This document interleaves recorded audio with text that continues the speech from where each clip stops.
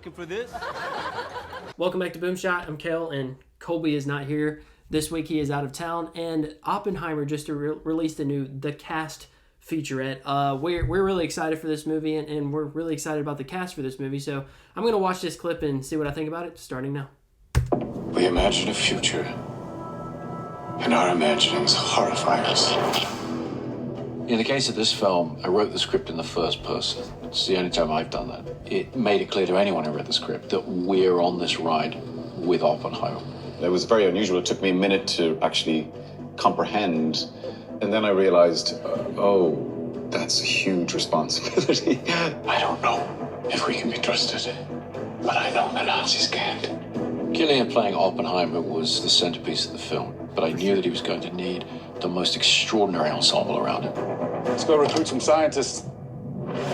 If Chris Nolan calls you and says that he'd like to meet with you, I don't care what it is, you'd be mad to say no. That's true. That's very true. I feel like that's probably everybody's answer with this. From the second I read the script, I knew that he had a very acute vision, and if he were able to render that vision, that this film would be a masterpiece. All America's industrial might and scientific innovation connected here. Keep everyone there until it's done. It feels to me like every single character is significant because they're all historical figures of consequence. Yeah. There's a chance when we push that button, we destroy the world. Chances are near zero. I tried to familiarize myself with Groves and the history, and then talk to Chris about what he needed from that part.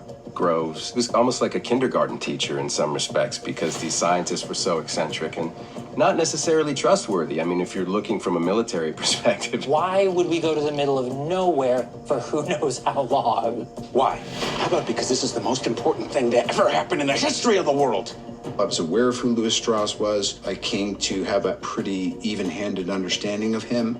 He was a righteous guy. I think he was a great public servant, but he's always behind the scenes.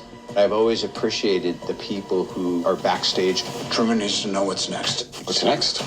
With Kitty Oppenheimer, what I really was drawn to is she refused to conform to the sort of feminine ideal of the time. She had this defiance against the system that felt so modern. Jean Tatlock was blunt, knew what she wants, but at no point is she ever punished for that, and especially not by Oppenheimer. Theory will take you only so far. Oppenheimer sees things in sort of different dimensions. Physicists operate on a completely different level than we do, and I think sometimes it's a burden. So I was really interested in that. What we were looking for was a remarkably centered performance, the heart of the film, but also an ensemble piece. I was there on set every day, surrounded by a team of actors who knew more than I did about what was going on from their point of view. And that's what you're really looking for as a director. No doubt about that. It's a profoundly moving and overwhelming experience watching it, because you feel so compelled to watch what's happening with these people and how they're drawn into the biggest of moral dilemmas and what they're wrestling with, all of the characters. With the sound design and the score and the emotionality of it, this is not a film, this is an experience. When I saw it in its finished form, We're so excited. I was kind of like, wow, yeah, that's what we were hoping this could be. The world will remember this day.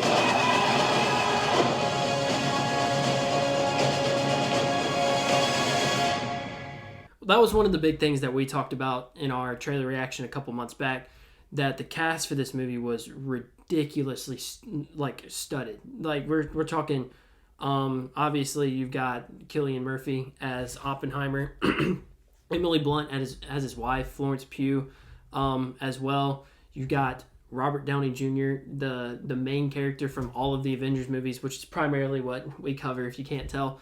So this cast is Matt Damon. Matt Damon's in there as well. Josh Peck.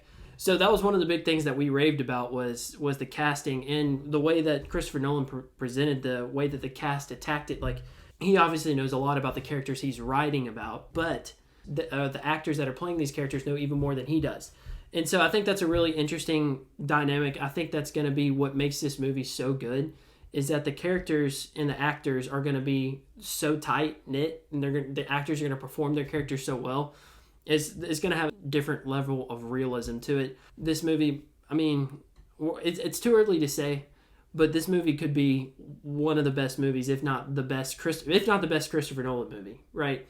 But it could be one of the best movies of all time for the way that it portrays, like Cillian Murphy said, the greatest of moral dilemmas. Like, I made this atomic bomb, I have to face the consequences for what I've done.